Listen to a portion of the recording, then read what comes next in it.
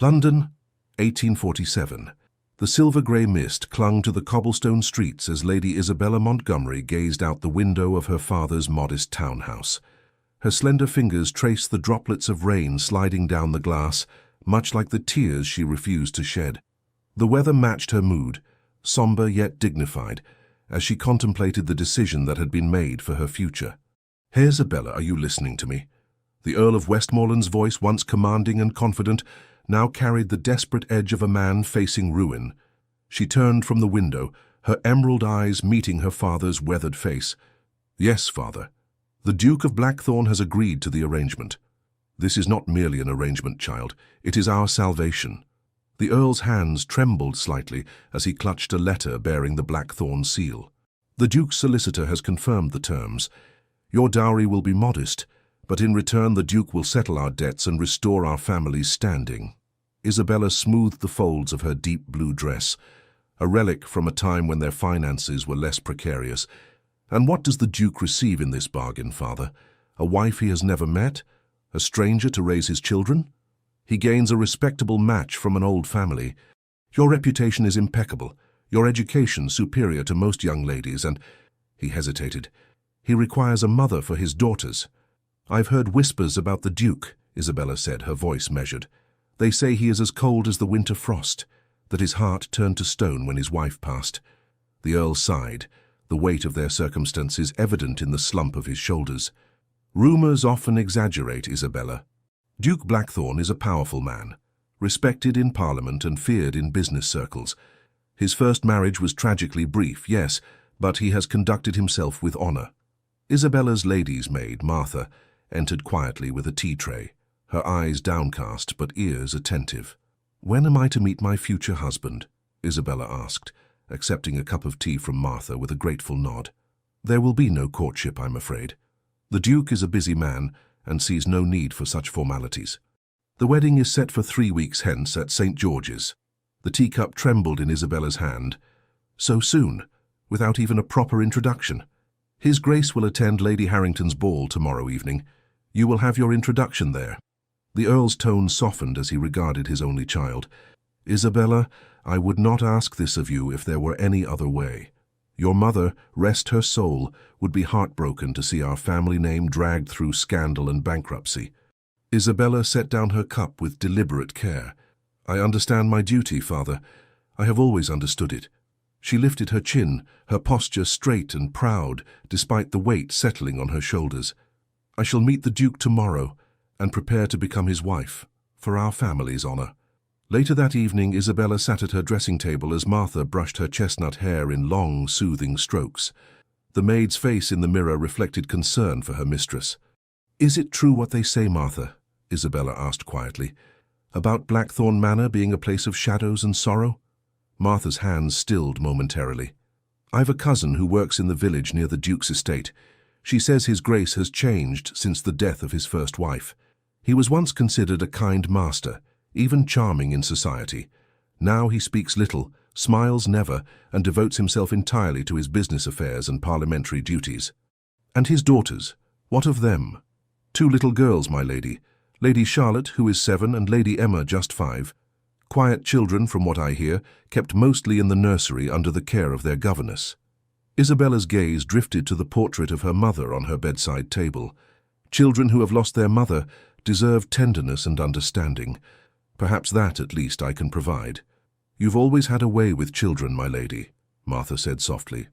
"Remember how you used to gather the tenant farmers' children for story hour when we visited your father's country estate?"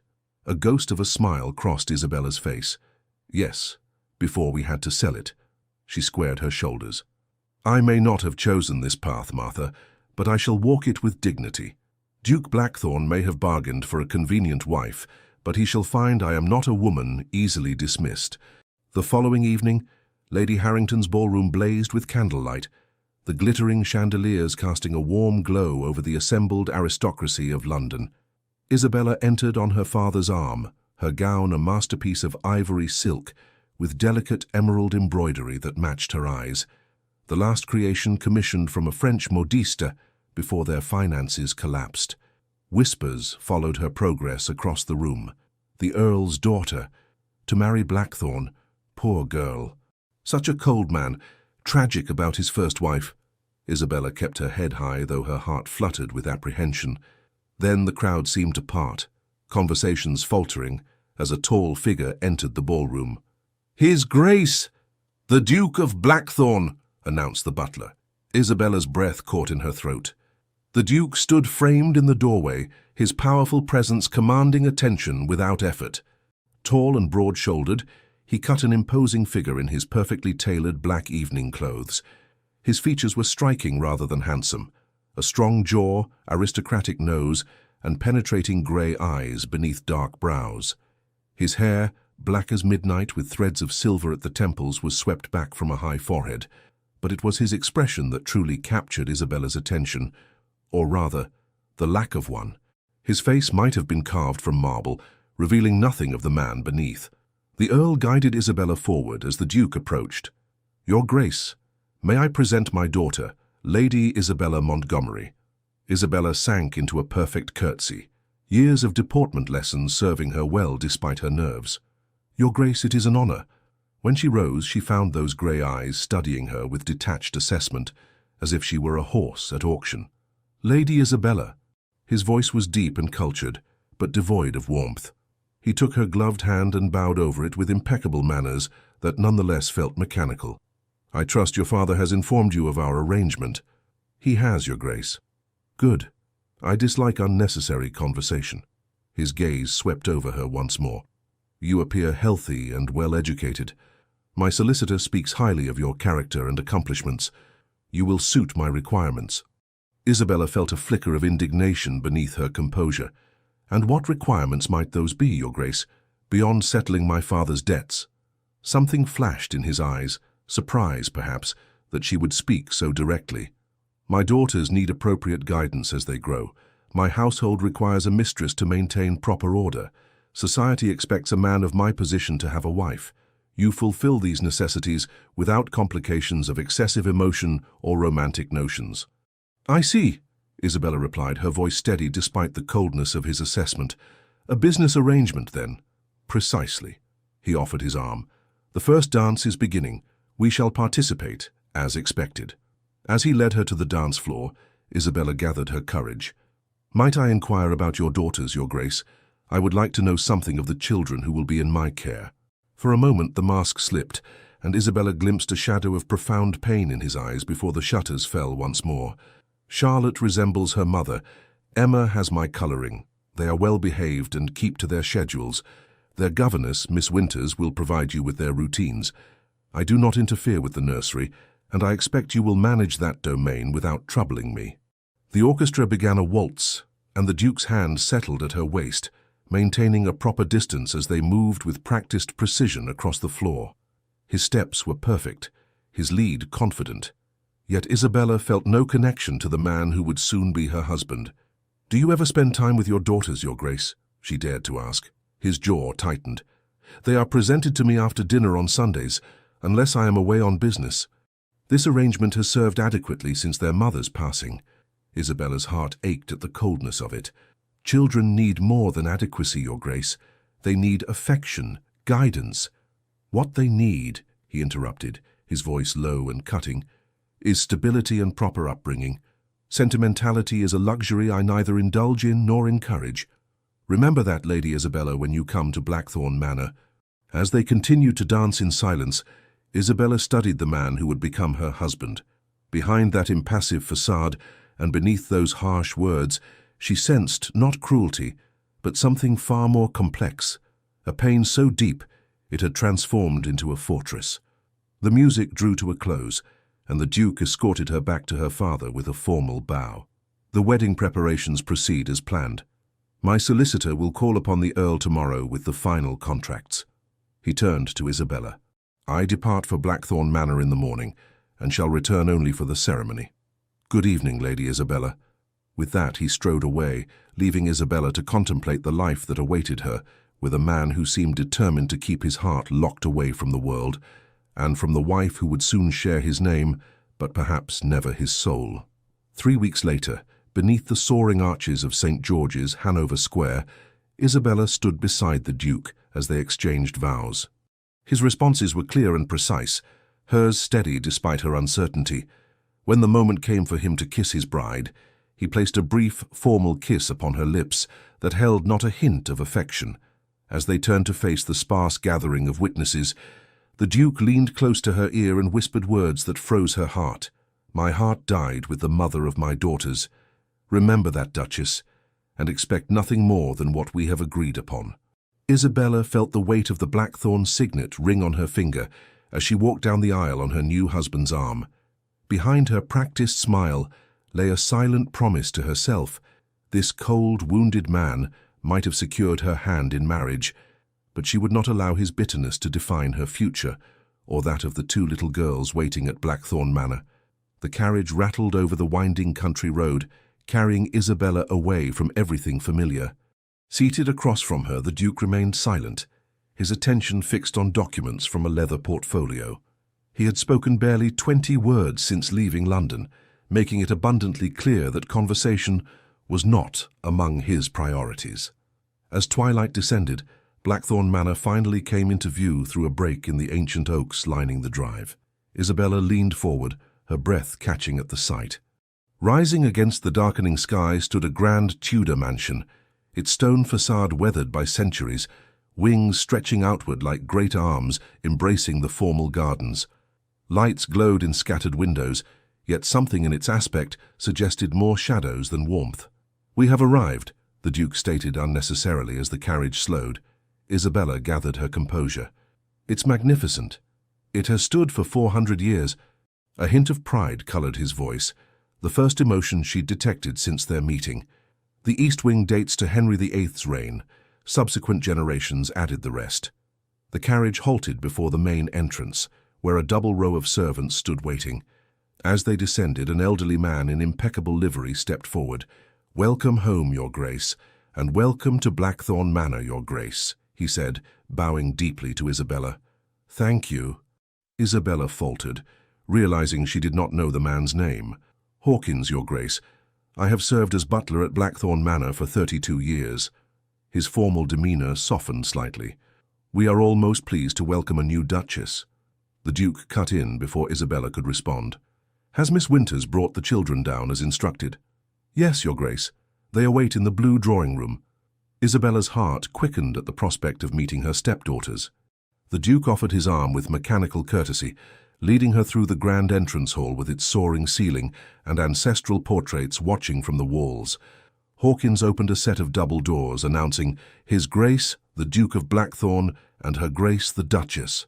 Two small figures stood side by side near the fireplace, backs straight and faces solemn. Behind them waited a thin woman with greying hair pulled severely back, whom Isabella presumed to be Miss Winters, the governess. Isabella's gaze fixed on the children. The elder, Charlotte, had delicate features framed by golden curls, while little Emma's dark hair and grey eyes marked her unmistakably as her father's daughter. Both wore identical blue dresses with white pinafores, their expressions carefully neutral, yet Isabella detected a flicker of curiosity in their eyes. The Duke cleared his throat. "Charlotte, Emma, this is Lady Isabella Montgomery, now the Duchess of Blackthorn. She will be mistress of this house and responsible for your upbringing." Isabella stepped forward, ignoring protocol to kneel before the children, bringing herself to their eye level. "I am so pleased to meet you both," she said warmly.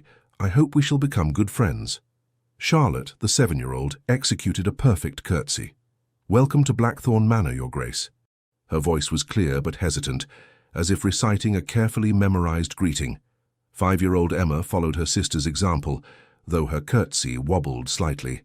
"Welcome, Your Grace," she echoed, her voice barely above a whisper. Isabella smiled gently. "Perhaps when we are alone you might call me Isabella. Your Grace seems rather formal between family, does it not?" Before either child could respond, Miss Winters stepped forward with a disapproving frown. "The young ladies have been taught proper address for all occasions, Your Grace. Familiarity can breed carelessness in manners." Isabella rose, keeping her expression pleasant, despite the rebuke. "Of course, Miss Winters. I would never wish to undermine your excellent guidance. However, I believe there is a time for formality and a time for family warmth." The Duke watched this exchange with impassive features. The children should retire now. They have been kept from their routine long enough. Might I accompany them to the nursery? Isabella asked. I would like to see them settled. A look of surprise crossed the children's faces, quickly masked as they glanced at their father. That will not be necessary, the Duke replied. Miss Winters manages the evening routine efficiently. Isabella persisted gently. Even so, I would value the opportunity to become familiar with their quarters and routine, unless there is some objection. For a moment the Duke seemed about to refuse, but instead gave a curt nod. As you wish.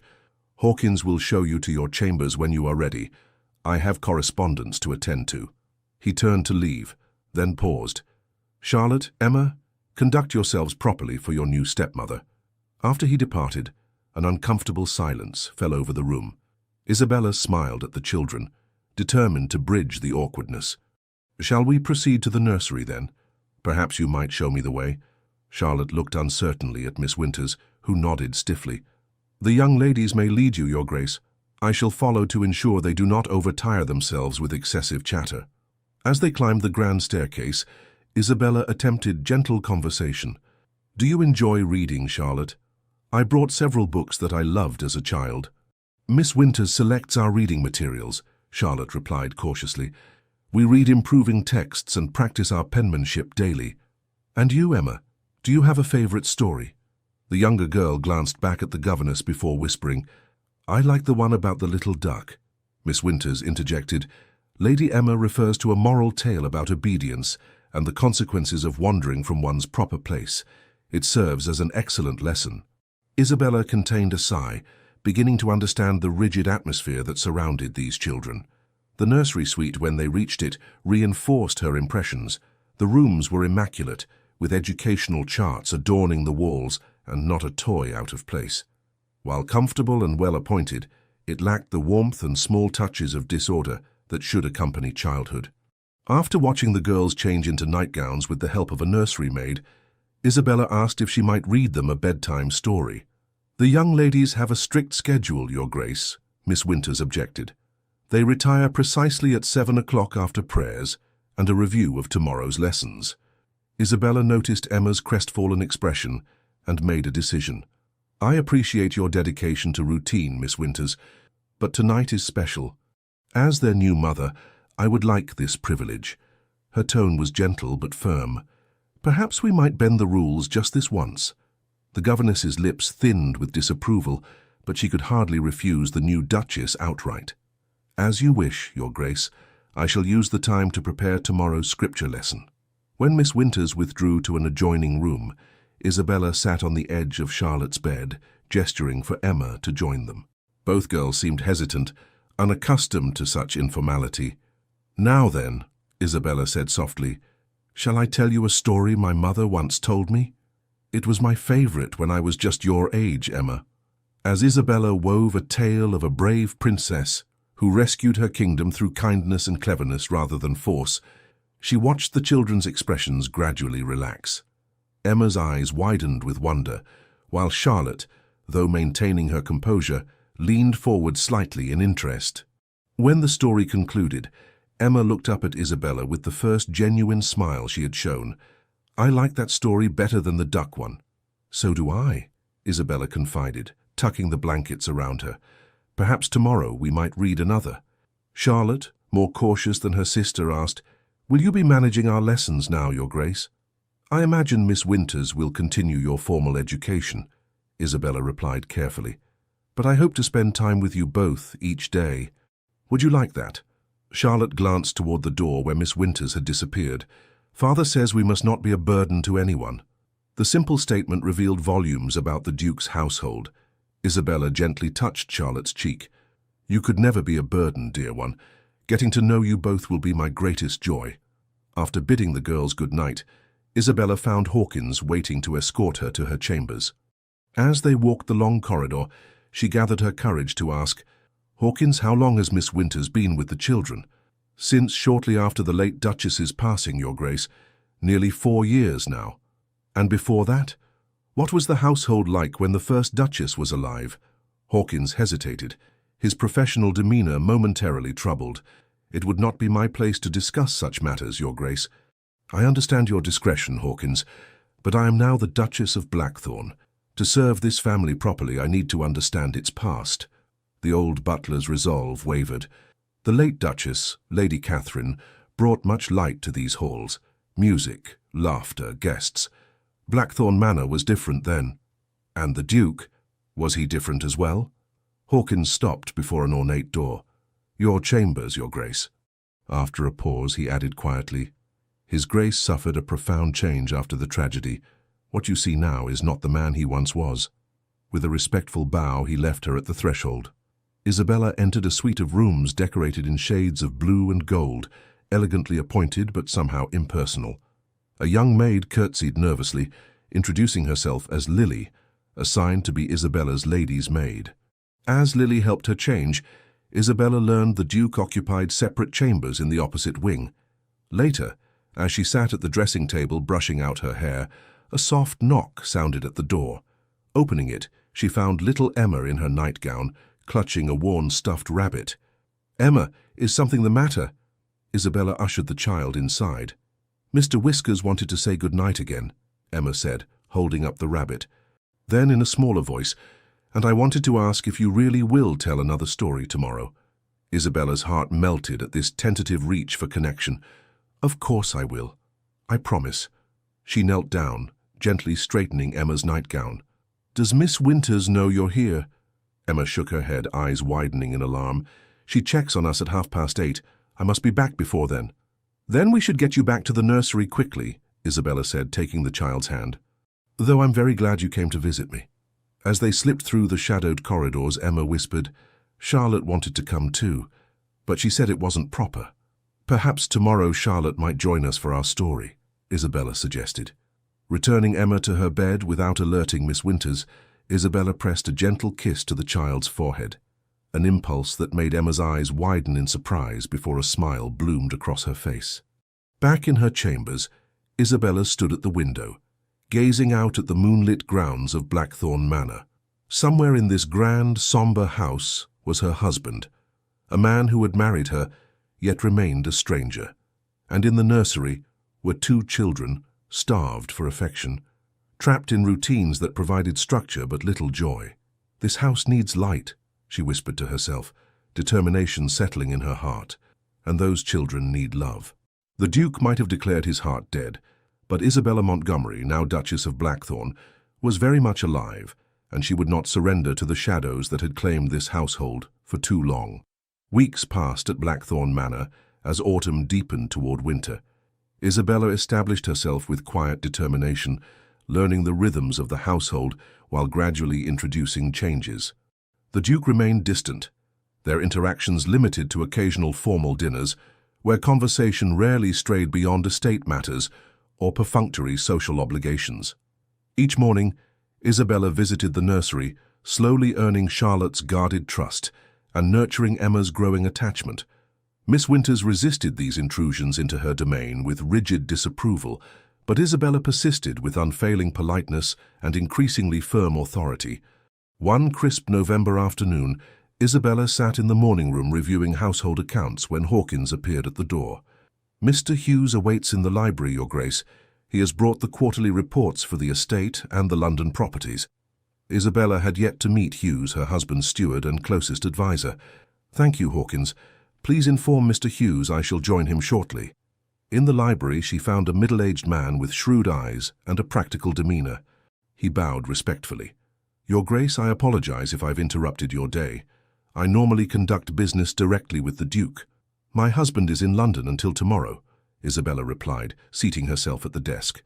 I would be happy to review the reports in his absence. Hughes hesitated, clearly uncomfortable.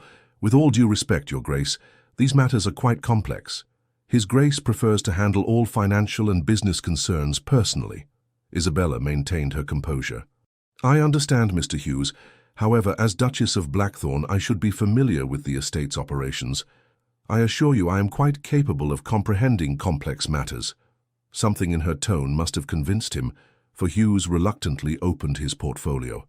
As you wish, Your Grace. For the next hour, Isabella demonstrated her unexpected aptitude for business affairs, asking pointed questions that revealed her intelligence and quick grasp of the estate's extensive holdings.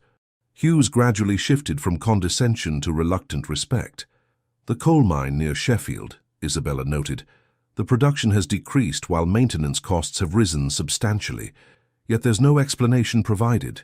Hughes looked surprised at her observation. A situation His Grace is monitoring. There have been concerns about unsafe conditions raised by the workers. Which His Grace is addressing, I presume, Isabella pressed. The Duke believes the complaints are exaggerated. The mine remains profitable despite the decline. Isabella made a note. I should like a more detailed report on this particular property, Mr. Hughes. Safety concerns should never be subordinated to profit. Their discussion was interrupted by the library door bursting open as Emma ran in, tears streaming down her face, followed by a flustered Charlotte. I told her we shouldn't disturb you, Charlotte said anxiously, but she wouldn't listen. Isabella immediately rose, concern replacing her business demeanor. What's happened, Emma? The little girl threw herself into Isabella's arms, a gesture that would have been unthinkable weeks earlier. Miss Winters took it away, she sobbed. She said it was inappropriate and childish. Took what away, darling? Isabella soothed, stroking Emma's dark hair. Mr. Whiskers, Charlotte explained quietly. Her rabbit. Miss Winters found it during inspection and said Emma is too old for such attachments.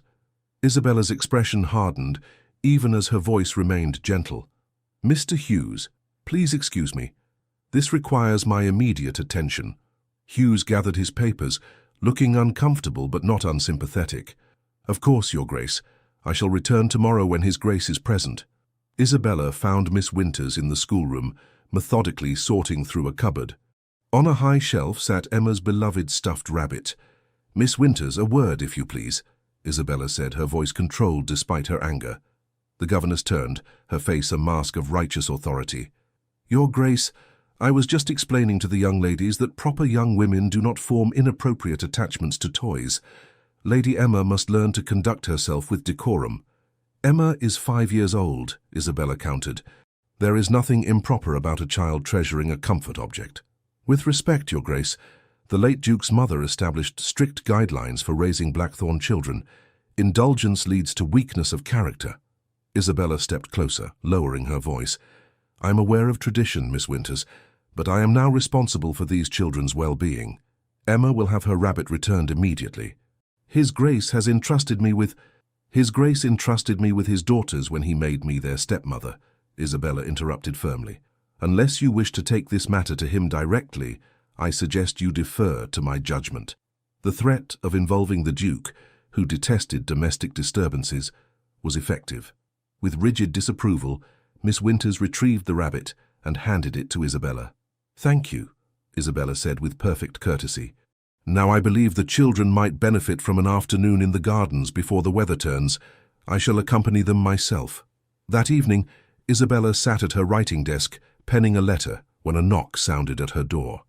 Opening it, she found herself face to face with her husband, returned early from London. Your Grace, she said, surprised, we did not expect you until tomorrow. Evidently, he replied, his expression unreadable. May I enter? Isabella stepped aside, suddenly aware she was dressed in her nightgown and robe. The Duke rarely sought her out, and never in her private chambers. He remained standing, formal, despite the hour. I understand there was an incident with Miss Winters today. Isabella straightened, prepared to defend her actions. There was a disagreement regarding Emma's comfort toy. I felt Miss Winters's approach was unnecessarily severe. Miss Winters has threatened to resign her position. She feels her authority has been undermined. I see. Isabella met his gaze steadily. Would you prefer I had not intervened when Emma was in tears? I prefer order in my household, he said coldly. The children have a structured routine that has served them well. Your interference creates confusion. Isabella felt her temper rise.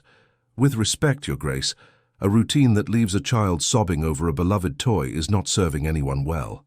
Your daughters need warmth and understanding, not just rules and schedules. You have been their stepmother for barely 6 weeks. Miss Winters has guided them for 4 years. And in those 4 years, have you seen them laugh freely? Have they run to you with their small joys and sorrows? Do they know they are loved unconditionally? Isabella challenged. The Duke's jaw tightened. Sentimentality is not a luxury I provide, as I made clear before our marriage. The Blackthorn name carries responsibilities that transcend personal indulgence. Love is not an indulgence, it is a necessity, Isabella countered, especially for children who have lost their mother. At the mention of their mother, something flashed in his eyes, that same pain she had glimpsed at their first meeting. You know nothing of what they lost, he said, his voice dangerously quiet. Then tell me, she implored, softening her approach. Help me understand what happened to Catherine, to you. How can I properly care for your daughters if their past remains shrouded in mystery? He turned away abruptly. Catherine's death is not a subject for discussion. As for Miss Winters, she will remain in her position. However, he hesitated. You may continue your daily visits to the nursery. The children seem improved since your arrival. This grudging concession surprised Isabella.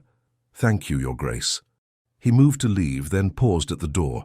Hughes informs me you reviewed the quarterly reports today. Isabella tensed, uncertain if this constituted another transgression in his eyes.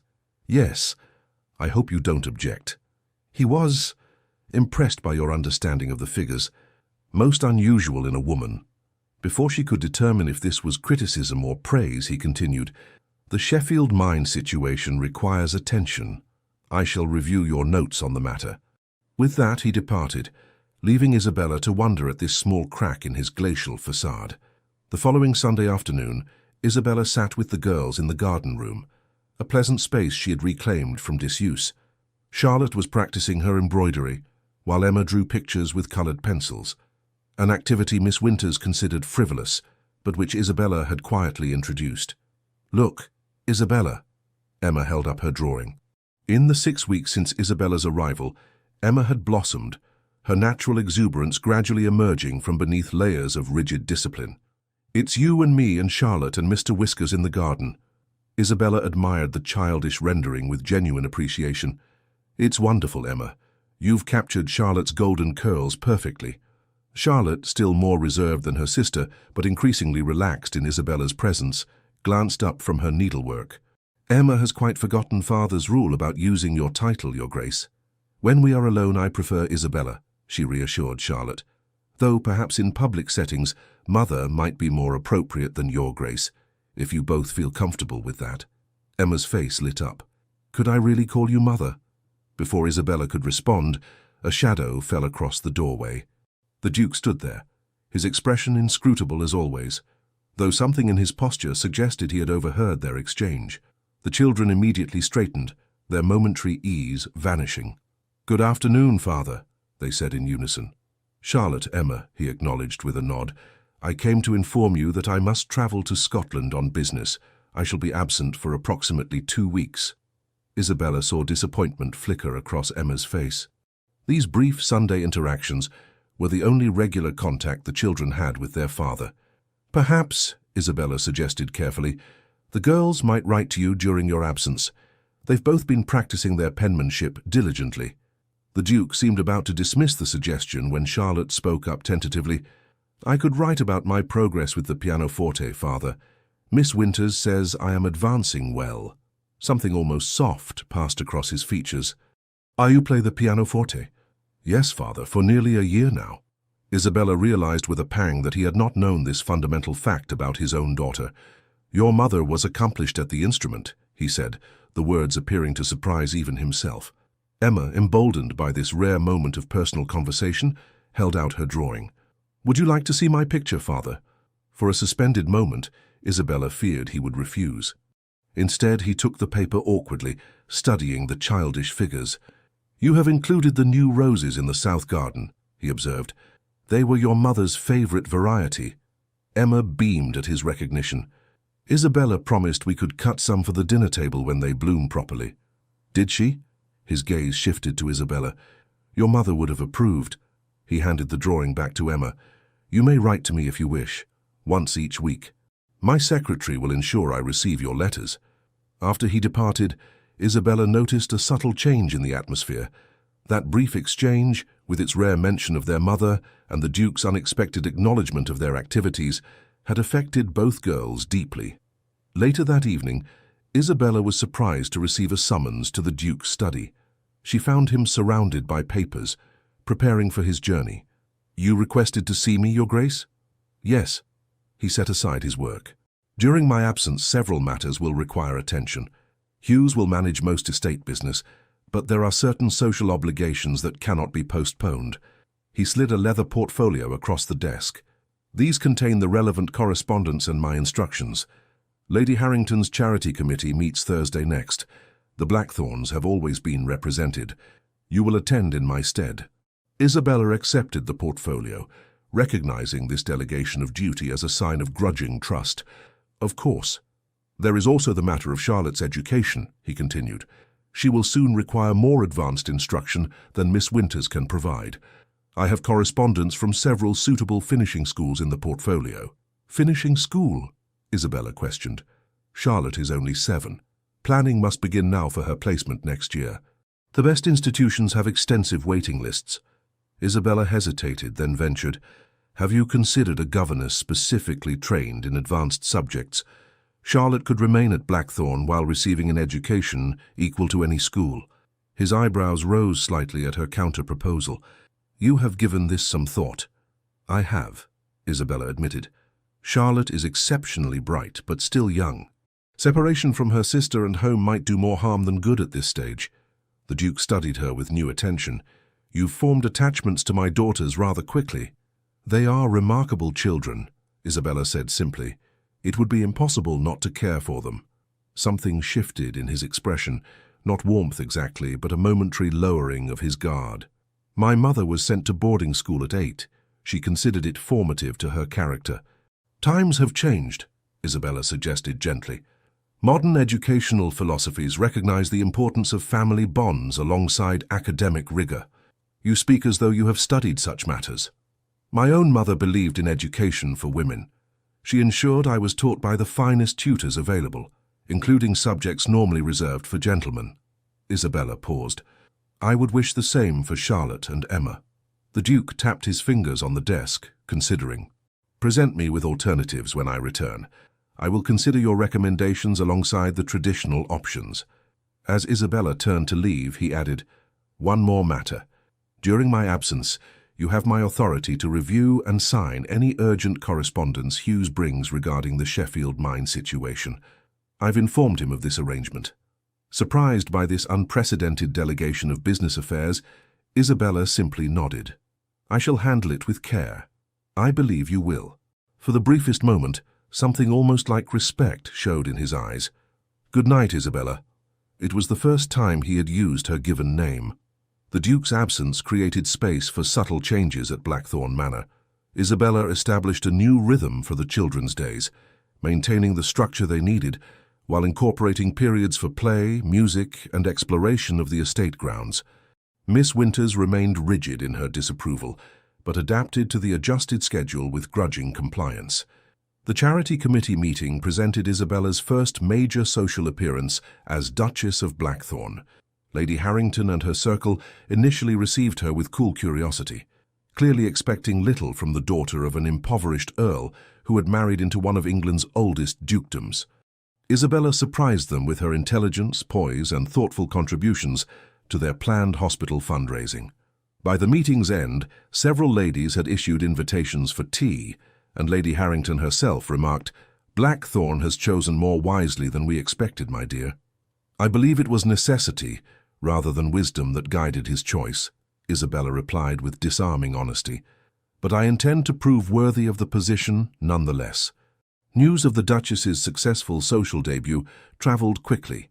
When a package arrived from London containing an exquisite paisley shawl with a brief note, "For the hospital fundraiser, Blackthorn," Isabella recognized it as her husband's acknowledgement of her efforts. At the end of the Duke's first week away, Hawkins brought Isabella an express letter bearing an unfamiliar seal. Inside was a report from the Sheffield mine manager, detailing deteriorating conditions and increasingly vocal worker protests. "His Grace should have been informed immediately," she told Hughes, when he arrived in response to her summons. These safety concerns required immediate attention. Hughes shifted uncomfortably. The manager was instructed to report directly to His Grace, not to circumvent proper channels. "While men's lives hang in the balance," Isabella's voice was sharp with disbelief. "I'm going to Sheffield today." "Your Grace, that would be most irregular. A lady of your position visiting an industrial site." "A lady of my position has a responsibility to the people whose labor supports our privilege," Isabella countered. "Make the arrangements, Mr. Hughes, and send word ahead. I wish to see actual working conditions, not a sanitized presentation." 2 days later, Isabella returned to Blackthorn Manor, her elegant traveling clothes bearing traces of coal dust despite efforts to clean them. She immediately summoned Hughes and the estate solicitor to the library. "The conditions are unconscionable," she declared, spreading out notes and sketches she had made. "Inadequate supports, poor ventilation, children as young as 8, working 12-hour shifts in spaces barely large enough for their small bodies. Such practices are common throughout the industry," the solicitor pointed out. "That does not make them acceptable," Isabella replied firmly. "I've drafted orders for immediate improvements, with funds to be drawn from the estate's reserve. Mr. Hughes, you will oversee implementation personally." When the men hesitated, she added, "Would you prefer to explain to His Grace why we ignored clear evidence of impending disaster? The Eastern Tunnel could collapse within weeks." Reluctantly, they conceded to her authority. After they departed, Isabella sank into a chair, exhausted but satisfied. She had no illusion that her husband would approve of her actions, but she could not ignore such suffering when she had the power to address it. That evening, as she sat with Charlotte and Emma during their supper hour, she found herself the recipient of shy admiration. "Mrs. Pembroke in the kitchen says you went to help the mining families," Charlotte said carefully, watching Isabella's reaction. "She says you're a true lady, caring for those less fortunate." Isabella smiled, touched by this evidence that her actions were noticed even by the children. "Everyone deserves safety and dignity, Charlotte. Position brings responsibility along with privilege." "Would father have helped them too?" Emma asked innocently. Isabella considered her response carefully. "Your father has many responsibilities that demand his attention. Sometimes important matters can be overlooked when one person carries too heavy a burden alone." "Is that why you're here?" Charlotte asked perceptively. "To help carry father's burdens?" "In part," Isabella acknowledged, "and to help care for 2 very special young ladies." The Duke returned precisely when expected, arriving at Blackthorn Manor as dusk fell. Isabella was reading to the girls in the library when Hawkins announced his arrival. Both children immediately straightened, their relaxed demeanor shifting to formal attentiveness. "Good evening, father," they chorused as he entered. "Charlotte, Emma." He nodded to them, his gaze lingering a moment longer than usual. "I trust you have conducted yourselves properly during my absence." "Yes, father," Charlotte answered. "We wrote to you as permitted." "Indeed. Your penmanship shows improvement." This small praise brought a flush of pleasure to Charlotte's cheeks. Emma, less constrained by propriety, ventured, "Did you like my drawing of the castle in Scotland?" "It was imaginative," he replied, the faintest hint of softness in his tone. "Though I suspect the actual fortress has fewer turrets." Isabella marked their place in the book and rose. "The children have been exemplary. Perhaps they might tell you about their progress with the pianoforte before they retire for the evening." To her surprise, the Duke nodded. Briefly. As Charlotte tentatively demonstrated her newest piece, Isabella observed her husband. His posture remained formal, his expression controlled, yet something in his attention had shifted. He was truly seeing his daughter, perhaps for the first time in years. When the children had been escorted to the nursery, the Duke turned to Isabella. "I understand there has been activity regarding the Sheffield property." She met his gaze directly. "Yes, the situation required immediate intervention. I've taken the liberty of implementing safety improvements and adjusting working conditions." His expression hardened. "Without consulting me." There was no time for consultation. The Eastern Tunnel was at imminent risk of collapse. She handed him the portfolio containing her detailed observations and the actions taken. "I followed the authority you granted me in your absence." He leafed through the documents, his frown deepening. "These expenditures are significant." "Less costly than compensation to widows and orphans," she countered, "or the damage to the Blackthorn name should negligence be proven." For a tense moment she expected his anger. Instead, he closed the portfolio with deliberate care. "You've exceeded your instructions, but your assessment appears thorough. The changes will stand." Isabella barely contained her surprise at this concession. "Thank you. You visited the site personally," he noted, his tone impossible to interpret. "I did. How else could I properly evaluate the conditions?" The Duke studied her with that same unreadable expression. "Most women of your station would consider such a visit beneath their dignity." "Perhaps," Isabella replied, "but not beneath their humanity."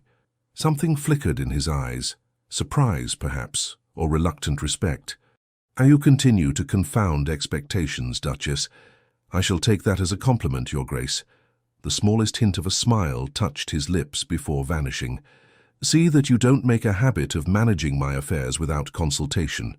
"Of course not," she agreed, "though I hope you might consider consulting me more regularly on matters where a different perspective could prove valuable." He regarded her for a long moment.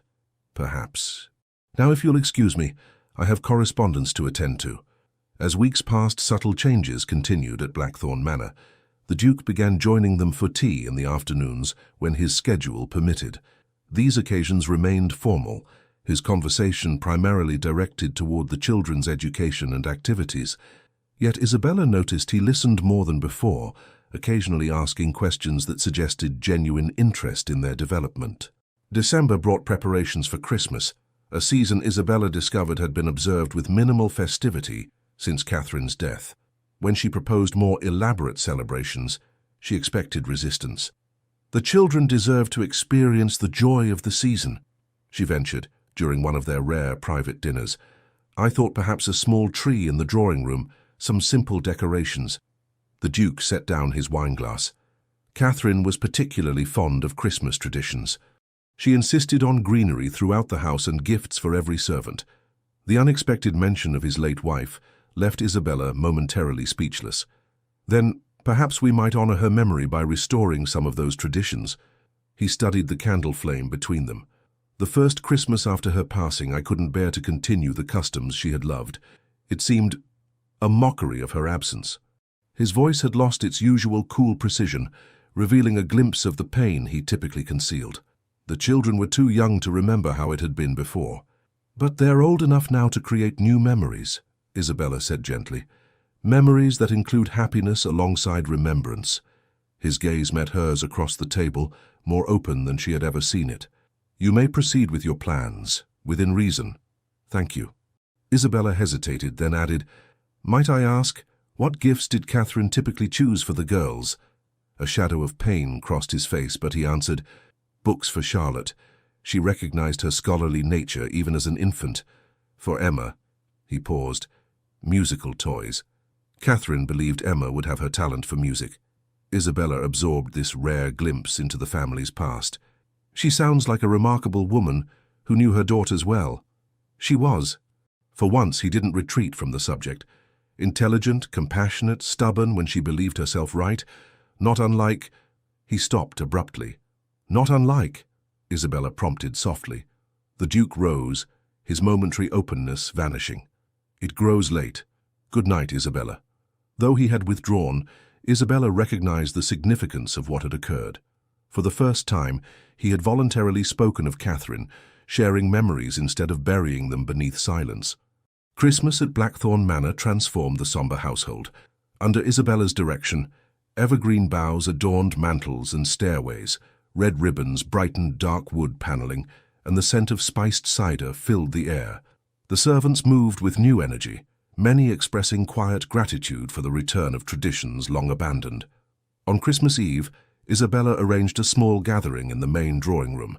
The children, dressed in their finest, gazed in wonder at the decorated tree. A tradition still novel in many English homes, but one Isabella's mother had embraced years earlier. "It's magical," Emma whispered, touching a glass ornament with reverent fingers. Even Miss Winters, still stiff but gradually less antagonistic toward Isabella's influence, admitted the decorations showed appropriate restraint while honoring the season. When the Duke entered, Isabella held her breath, uncertain how he would react to the physical transformation of spaces long kept unchanged. He paused in the doorway, his gaze sweeping over the festive scene, lingering on his daughters' excited faces. "You've been busy, Duchess," he observed, but without censure. "Do you approve, Father?" Charlotte asked, a rare hint of eagerness in her voice. Something in his expression softened as he looked at his eldest daughter. "It reminds me of Christmases past. Your mother would have found it suitable." From him this constituted high praise. Isabella exhaled slowly, relief mingling with a deeper satisfaction at having bridged another small gap between the Duke and his memories, and between father and daughters. Later, after the children had been escorted to bed with promises of presents in the morning, Isabella found herself alone with her husband in the drawing room, firelight casting warm shadows across the festive decorations. "I have something for you," the Duke said unexpectedly, retrieving a small package from his desk drawer. It seemed appropriate, given the season. Isabella accepted the carefully wrapped parcel with surprise. They had not discussed exchanging gifts between themselves. Opening it, she found a first edition of Wordsworth's poems, bound in fine leather. "This is beautiful," she said, genuinely touched by the thoughtfulness of the gift. "How did you know I admire Wordsworth's work? You quoted him during our discussion of Charlotte's education. The child is father of the man. I noticed your eyes when you spoke the words. They held genuine appreciation." Isabella was startled by this evidence that he had observed her so carefully, noticing details she herself had forgotten.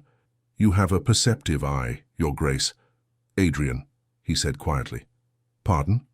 "My name is Adrian.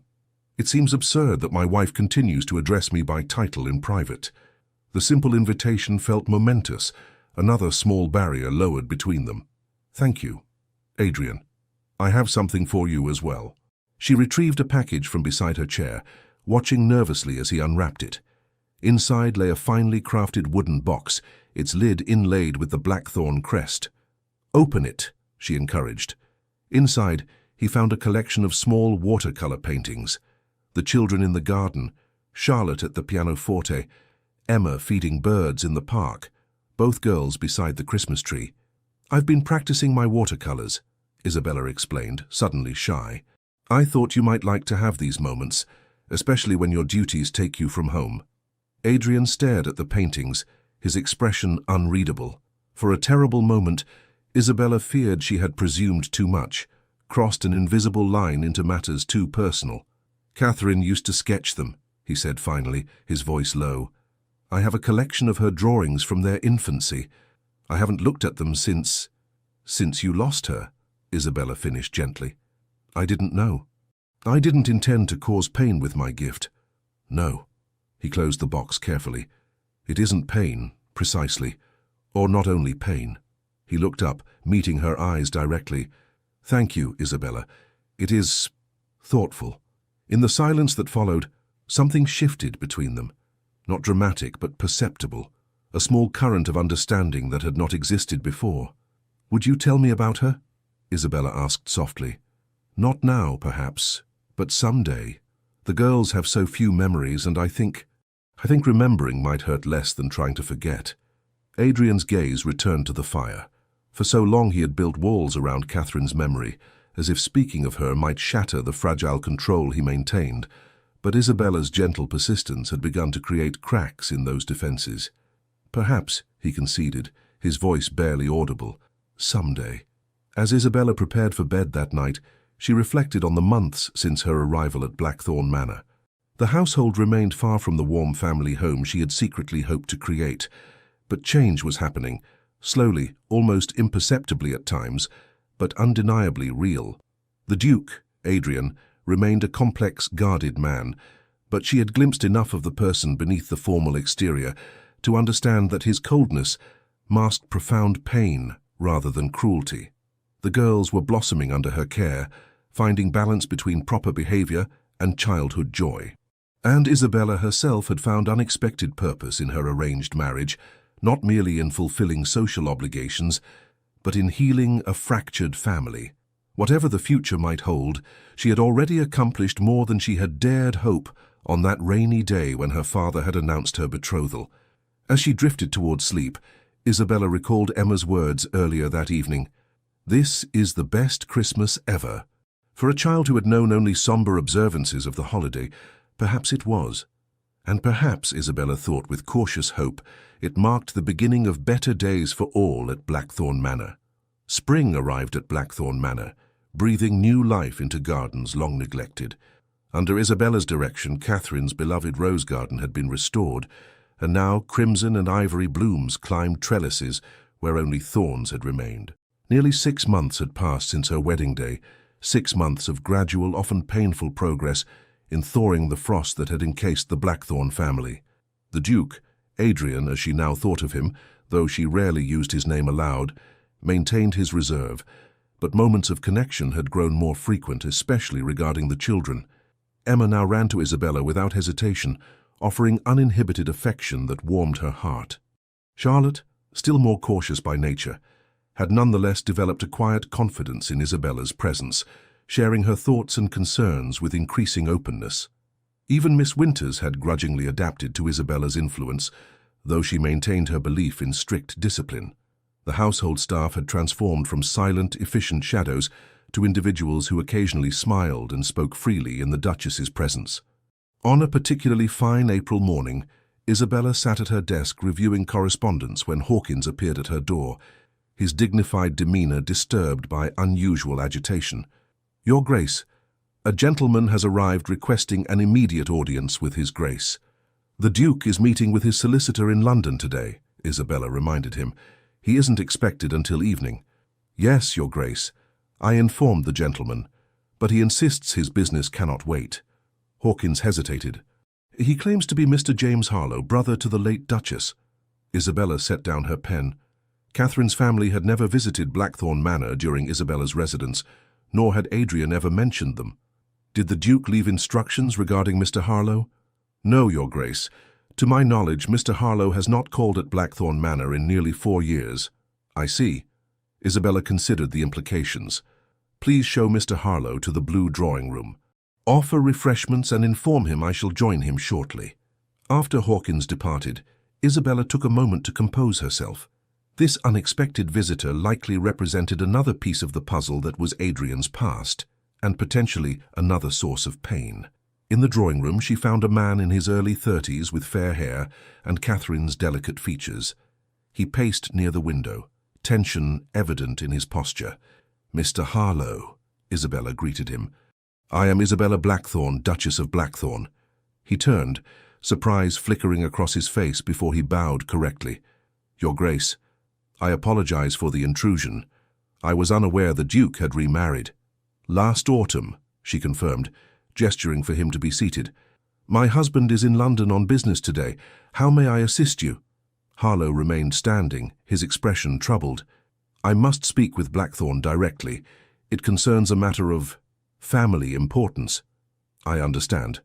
However, as he will not return until evening, perhaps you might share the nature of your business with me. As his wife, I may be able to help."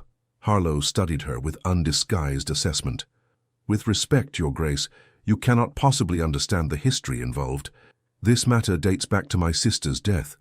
Isabella maintained her composure despite his dismissal. "Mr. Harlow, I am well aware that your sister's passing left profound wounds.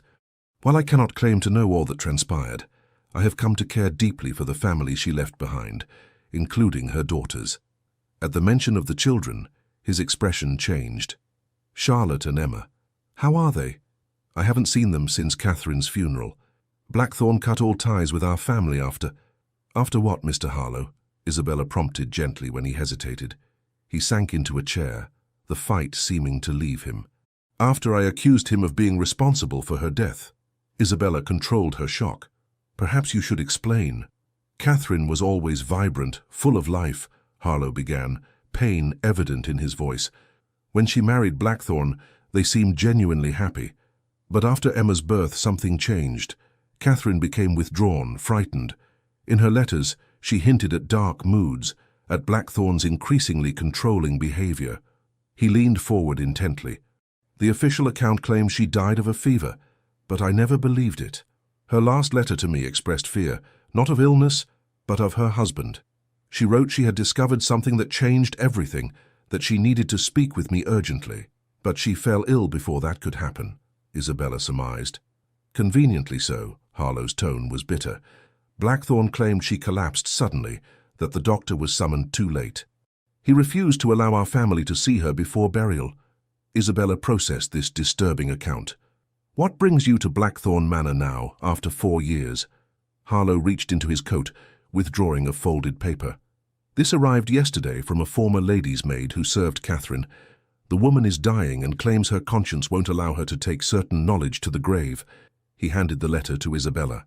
She writes that Catherine confided in her about a hidden diary, concealed somewhere in Blackthorn Manor. Catherine apparently recorded her fears and suspicions there, including what she discovered about her husband. Isabella read the maid's trembling script with growing unease. The letter contained no specifics about what Catherine had allegedly discovered, only the maid's conviction that the diary would reveal the truth about her Grace's final days. "You believe this diary exists and contains evidence against my husband," Isabella stated, keeping her voice neutral. "I believe my sister deserves justice," Harlow replied. "For 4 years, I've lived with the conviction that Blackthorn was somehow responsible for her death, yet without proof I could do nothing." Isabella carefully folded the letter, gathering her thoughts. "Mr. Harlow, these are serious implications against a man who, in my experience, deeply mourns your sister still." "Does he?" Harlow asked skeptically. "The man I knew was consumed by ambition and control. Catherine's letters described how he changed after they married, becoming distant, cold, obsessed with his business affairs and political connections. The description matched the Adrian that Isabella had first encountered, yet contradicted the glimpses she had seen of the man beneath that frozen exterior. "What do you intend to do with this diary, should it exist?" she asked. "That depends on its contents," Harlow admitted. "If it confirms my suspicions, I would seek justice through legal means. If I was wrong," he hesitated, "then perhaps I might finally find peace with my sister's passing." Isabella made her decision. "Mr. Harlow, I cannot permit you to search Blackthorn Manor in my husband's absence. However, I am not unsympathetic to your need for closure." She rose, her mind working rapidly. "I propose this. Remain as our guest until my husband returns. I will speak with him about the matter privately first, which may prepare him to receive you more favorably." Harlow looked skeptical. "Blackthorn will never willingly discuss Catherine with me, let alone acknowledge this diary." "Perhaps not," Isabella conceded, "but he might with me." She did not add that she too now felt compelled to discover the truth, not only for Harlow's sake, but for her own and for the children's future. After arranging for Harlow's accommodation in a guest wing far from the family apartments, Isabella retreated to the library, her mind troubled.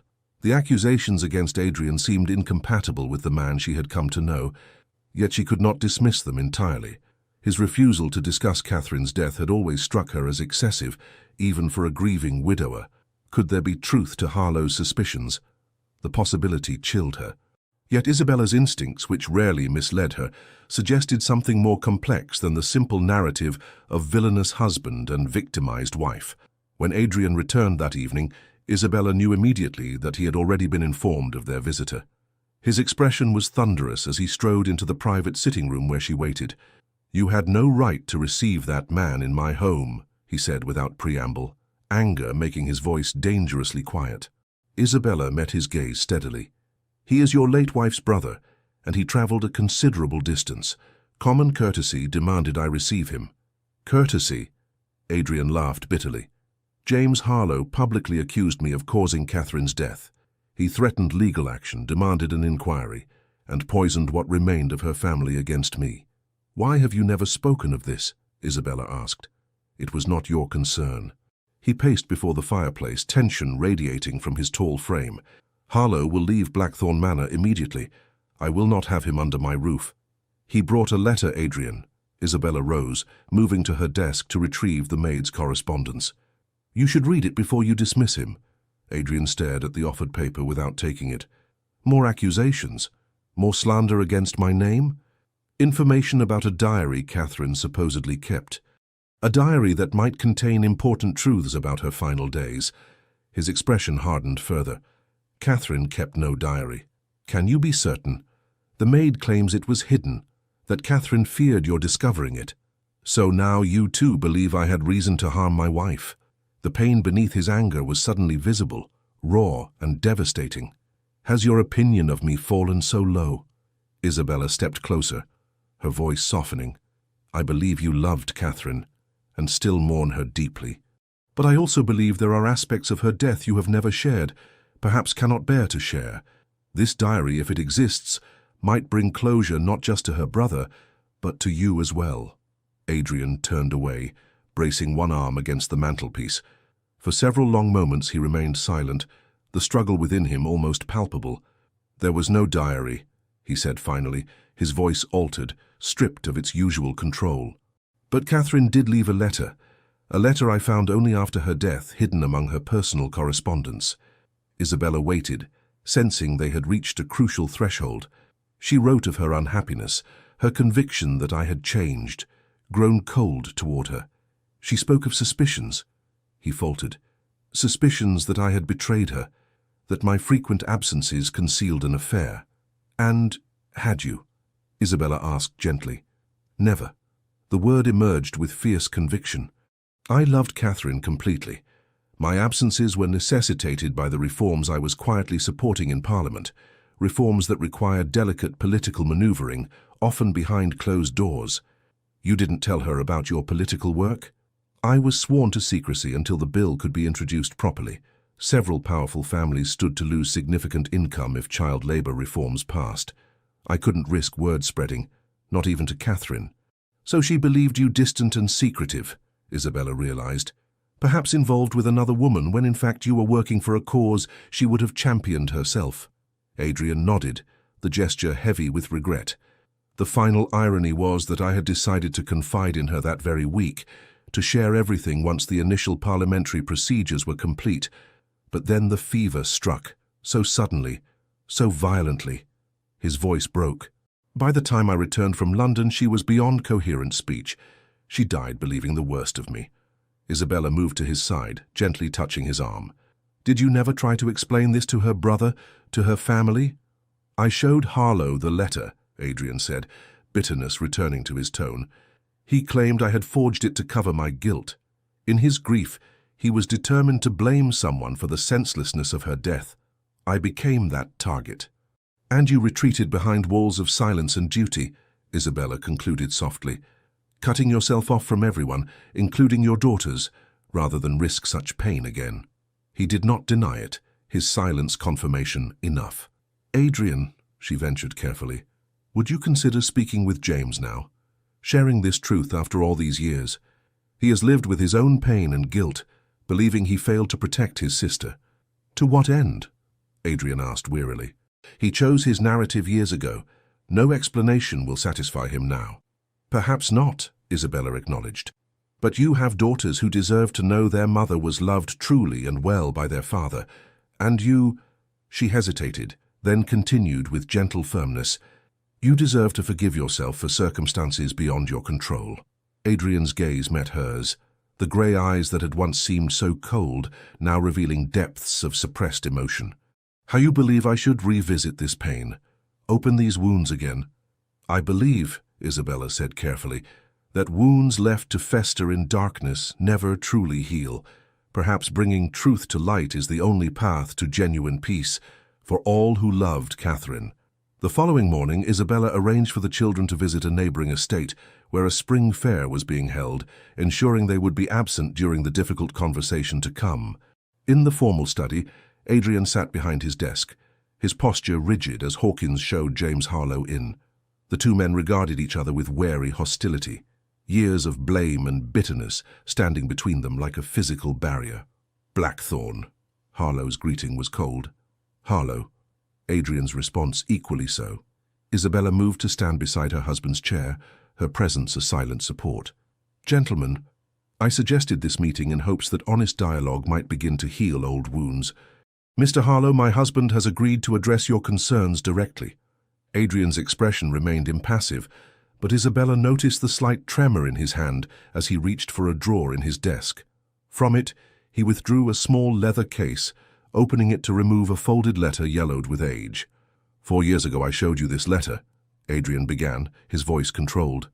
"You dismissed it as a fabrication.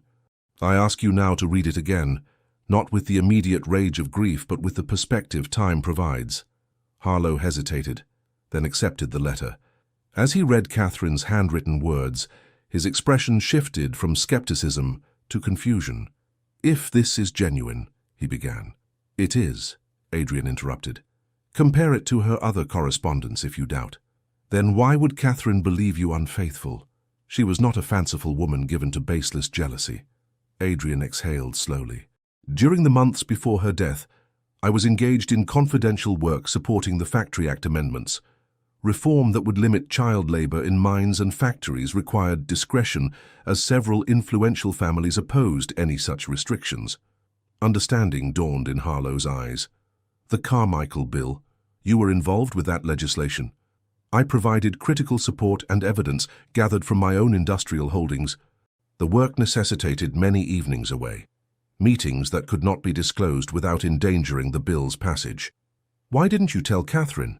I was bound by promises of absolute secrecy until the initial reading. The opposition would have used any leak to undermine our position. Adrian's voice roughened. I intended to explain everything to her that final week, but the fever took hold so rapidly. Harlow sat back, visibly processing this information. If what you say is true, then for 4 years I've blamed you unjustly. And for 4 years, I have lived with the knowledge that my wife died believing I had betrayed her trust, Adrian responded, unexpected emotion breaking through his control. Which of us has carried the heavier burden, Harlow? Isabella placed a gentle hand on Adrian's shoulder, feeling the tension in his muscles. Perhaps you both honored Catherine's memory in your own ways. Mr. Harlow by seeking justice for her, and my husband by protecting their daughters and continuing the charitable work she valued. Harlow studied the letter again. She writes here of evidence, of proof she had discovered. What was she referring to? Adrian frowned. I never knew. The fever came so suddenly after she wrote this. By the time I returned from London, she was delirious, calling for her mother, for the children. His voice faltered. The doctor said the infection had reached her brain. The maid's letter mentions a hidden diary, Harlow persisted. Could that have contained what she believed was evidence? Catherine kept no diary that I ever saw, Adrian maintained. After her death, I preserved her rooms exactly as she left them for nearly a year before I could bear to have her personal items sorted. No diary was found. An idea formed in Isabella's mind. Perhaps it wasn't kept in her obvious personal spaces. If Catherine believed she needed to hide her thoughts, she turned to Harlow. Did your sister have a special place, a retreat within the house? Harlow considered this. She wrote often of the small conservatory adjoining her sitting room. She said it was where she felt most at peace, surrounded by her plants and drawings. Adrian nodded slowly. She spent hours there, especially after Emma's birth. It was her private sanctuary. Could we examine it? Isabella suggested. If Catherine hid something, that might be where she would choose. The conservatory had been maintained like the rest of the house, clean and functional, but without the loving attention that had once made it Catherine's haven. Potted plants still occupied the shelves and stands, though they were more ordered, less exuberant than they might once have been. Nothing here has been significantly altered, Adrian explained, his voice oddly subdued in this space so intimately connected to his first wife. The basic furnishings remain as Catherine arranged them. Isabella moved carefully through the small glass-enclosed room, trying to see it through Catherine's eyes. Where would a woman hide her most private thoughts in a space that was otherwise open to household staff? Her attention was drawn to a delicate writing desk positioned to catch the morning light. Did Catherine use this desk regularly? Daily, Adrian confirmed. She wrote her correspondence here, made sketches of the gardens, planned her household improvements. Isabella examined the desk carefully. It was a beautiful piece, inlaid with mother-of-pearl in a floral pattern. Such desks often have hidden compartments, she mused, running her fingers along the edges. My father had one with a drawer that could only be accessed by pressing a specific section of the inlay. Adrian stepped closer, his expression conflicted. Catherine treasured this desk. It was a wedding gift from her grandmother. Isabella studied the intricate pattern, noticing that one flower, a lily, stood out from the others, its petals slightly more raised. On impulse, she pressed it gently. A soft click sounded, and a narrow panel on the desk side slid open, revealing a small hidden compartment. There is something, Isabella said softly, reaching into the space. She withdrew a small leather-bound book, its pages well filled with Catherine's distinctive handwriting. The three stood in silence, staring at the diary that had remained hidden for more than 4 years. I should read it first, Adrian said finally, his voice strained. If it contains what Harlow suggests. No, Isabella countered gently. We should read it together, both of you who loved her, with me as witness. Whatever truths it contains affect all of us now. They moved to Catherine's sitting room, the tension palpable as Isabella carefully opened the diary.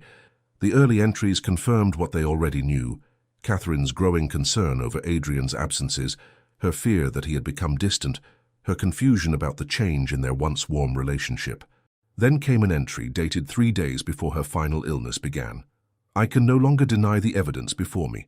A returns from his meetings with a peculiar scent upon his clothes, not a woman's perfume as I had feared, but something medicinal. Today I found a letter in his coat pocket from Dr. Wells regarding treatments and cautions. My husband is ill, perhaps gravely so, and concealing it from me. This explains his pallor, his exhaustion, his reluctance to share my bed.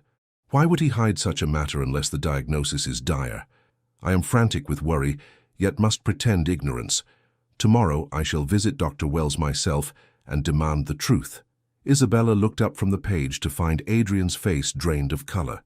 Dr. Wells, he said hoarsely, the physician consulting on the child labor reform. He was documenting the effects of mine conditions on workers' health, including me, as I had spent days in the mines gathering first-hand evidence. Harlow leaned forward. You were investigating conditions personally? Adrian nodded, understanding dawning in his eyes. The coal dust and poor air quality affected my breathing. Wells prescribed treatments and warned about prolonged exposure. Catherine found his letter and misunderstood completely. Isabella continued reading the final entry, dated the day before Catherine fell ill. Dr. Wells confirmed my worst fears. A has been exposing himself to dangerous conditions in coal mines and factories, documenting the effects on workers and children for some parliamentary cause he values above his own health, above his family's welfare. The doctor says prolonged exposure could permanently damage his lungs, yet A continues this reckless crusade in secret. I am beside myself with anger and fear. How dare he risk orphaning our daughters for political ambition? I have written to James, asking him to come. A must be made to see reason before it is too late. The diary ended there. Isabella closed it gently, the silence in the room heavy with realization.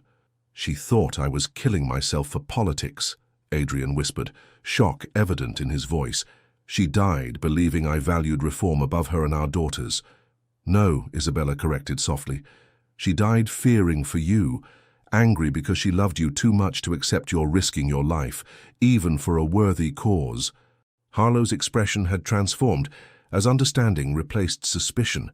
This was the evidence she mentioned, proof not of infidelity or cruelty, but of self-sacrifice taken too far. He looked at Adrian with new eyes. She was frightened for you, not of you. Adrian stood abruptly, moving to the window. His rigid posture betrayed the storm of emotion he fought to control. All these years, he said, his voice barely audible. All these years of believing she died thinking the worst of me, when in fact she died loving you so deeply that the thought of losing you was unbearable. Isabella finished for him. Harlow rose, his own composure fragile. I owe you an apology, Blackthorne. I was wrong, grievously wrong, to accuse you as I did. We both failed her, Adrian replied, turning back to face him. I through misguided secrecy, you through misguided suspicion, and my daughters have paid the price for our mutual blindness. Perhaps, Isabella suggested gently, it is not too late to begin healing those wounds. Later that evening, after Harlow had departed with a promise to return soon with Catherine's parents for a proper reconciliation, Isabella found Adrian in his study. He sat before the fire, Catherine's diary open in his lap, his expression more vulnerable than she had ever seen it. The children are asking for you, she said softly. They wish to tell you about their day at the fair. He looked up momentarily disoriented, as if returning from a great distance. Yes, of course, I should see them. Isabella moved to his side.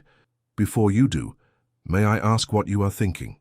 I am thinking, he said slowly, of all the years wasted in bitterness and self-recrimination, years when I withdrew from my daughters because seeing Catherine in their faces caused too much pain. You protected them as best you knew how, Isabella offered. No. His denial was firm but without anger.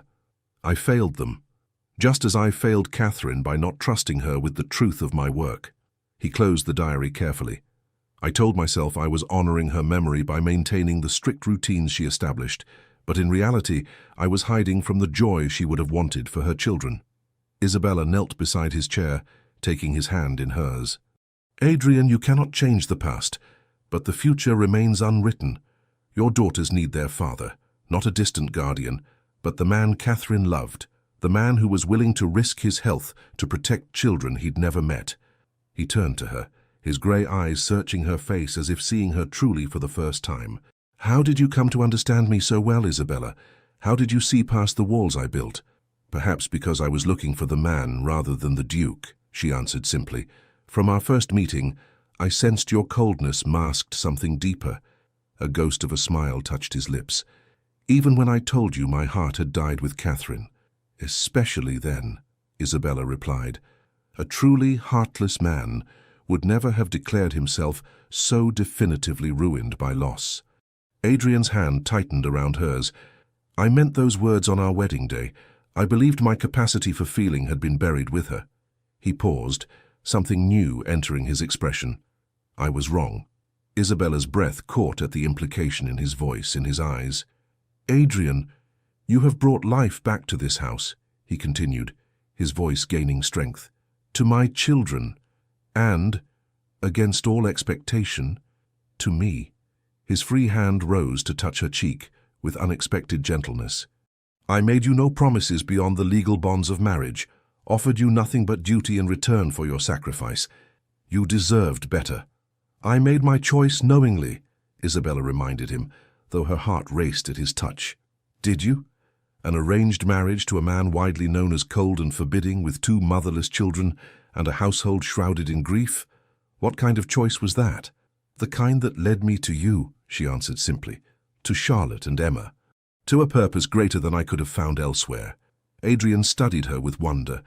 Catherine would have liked you, he said unexpectedly. She valued honesty and courage above all virtues. You have both in abundance. I would have liked her too, I think, Isabella replied. From all you've shared from her writing, she seems to have been remarkable. She was. His acknowledgement held affection without the shattering pain that had previously accompanied any mention of Catherine. And so are you, though in different ways. His voice softened. I have not been a proper husband to you, Isabella. She flushed slightly at his directness. You have been exactly the husband you promised to be. A poor promise, then.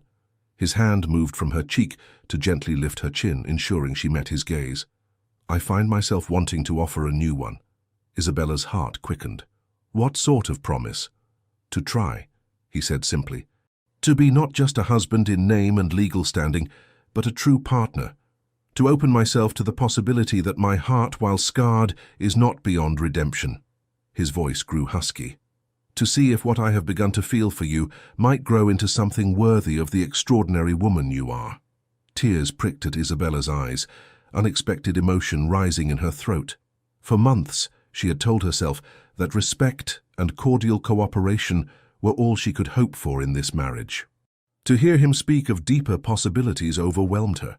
I would welcome such a promise, she managed to say, and offer one in return, to honor Catherine's memory while helping to build a new future, to continue loving your daughters as if they were my own, and to be patient as you find your way back to yourself. Adrian rose, drawing her to her feet before him. For a long moment, he simply looked at her, as if memorizing her features. Then, with exquisite gentleness, he lowered his lips to hers. Unlike the brief formal kiss at their wedding, this was a true meeting, tentative at first, then warming as Isabella responded. When they parted, something had fundamentally changed between them. The Duke, who had once declared his heart dead, had found it beating anew. I believe, he said softly, the children are waiting to tell us about their adventures at the fair. Isabella smiled, joy bubbling through her veins. Yes, and I suspect Emma has persuaded someone to purchase entirely too many sweets. Adrian offered his arm with a warmth that transformed his handsome features. Then we should go to them together. As they walked toward the nursery, Isabella reflected on the extraordinary journey from their cold wedding day to this moment of genuine connection. The path ahead would not be simple. Adrian's grief for Catherine would always be part of him, and building true intimacy would require patience and courage from them both. But as Charlotte's face lit with surprise at seeing her father and stepmother enter hand in hand, and as Emma rushed to embrace them both without hesitation, Isabella knew with certainty that the shadows of Blackthorn Manor were finally receding. 3 weeks later, on a perfect May afternoon, Isabella sat on a blanket spread beneath an ancient oak tree on the estate grounds. Emma lay beside her, flower crowns of their making adorning both their heads. Charlotte sat nearby, reading aloud from a book of poetry, her natural reserve giving way to animated expression as she shared verses she loved. The sound of approaching hoofbeats drew their attention. Adrian rode toward them, having returned from visiting tenants on the far side of the estate. He dismounted gracefully, handing the reins to a waiting groom. "Father," Emma called, jumping up to run to him. "Isabella taught us to make flower crowns like queens wear."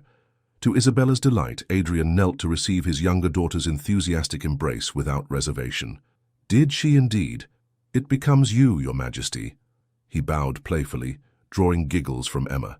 Charlotte approached more sedately but with equal warmth. "We've been reading Wordsworth, Father. Isabella says you used to read poetry aloud in the evenings."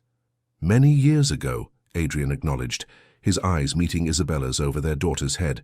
"Perhaps it's time to revive the tradition." He joined them on the blanket, his formal riding clothes incongruous against the informal setting, yet his ease with his family transforming him from the austere duke to simply a man enjoying a spring day with those he loved. As Charlotte resumed reading, Adrian's hand found Isabella's, their fingers intertwining naturally. The simple touch conveyed more than grand declarations could: a promise kept, a future embraced, a heart once thought dead, now vibrantly alive. The afternoon sun cast golden light across Blackthorn Manor in the distance, its ancient stones no longer seeming forbidding but protective, sheltering the family that had found its way back to joy within its walls. Isabella gazed at the faces around her, Charlotte's growing confidence, Emma's uninhibited happiness, and Adrian's transformed countenance. The whispered words at the altar that had once chilled her heart, "My heart died with the mother of my daughters," had proven false, not through deception, but through healing. In their place, a new truth had emerged. Love, once known, could be found again, different perhaps, shaped by experience and loss, but no less profound for the journey taken to reach it. As Adrian's thumb traced gentle circles on her palm, Isabella felt a sense of completion that transcended the practical arrangements that had brought her to Blackthorn Manor. What had begun as duty had blossomed into something far richer. A love built on understanding, respect, and the courage to embrace life after loss. The Duke had kissed her at the altar with cold formality and whispered words of finality and grief.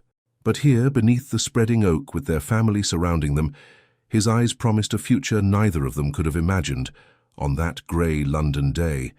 A future built not on forgetting the past, but on honouring it, while daring to write a new chapter together. The end. Dear listener, as the sun sets on Isabella and Adrian's story, perhaps you find a familiar echo in your own heart. The walls we build after profound loss, not unlike those of Blackthorn Manor, may seem to protect us, but often only imprison our ability to feel again. Life rarely follows the paths we plan. Like Isabella, many of us face circumstances we didn't choose, discovering strength we didn't know we possessed. The winter of grief, no matter how long or bitter, eventually yields to spring's gentle persistence. In your own journey through the seasons of life, remember that healing doesn't dishonor what was lost. Adrian feared that loving again would betray Catherine's memory, when in truth, his capacity to love again honored the gift she had first awakened in him. Perhaps you too have known closed doors, silent rooms where memories echo, or gardens where once vibrant flowers gave way to thorns.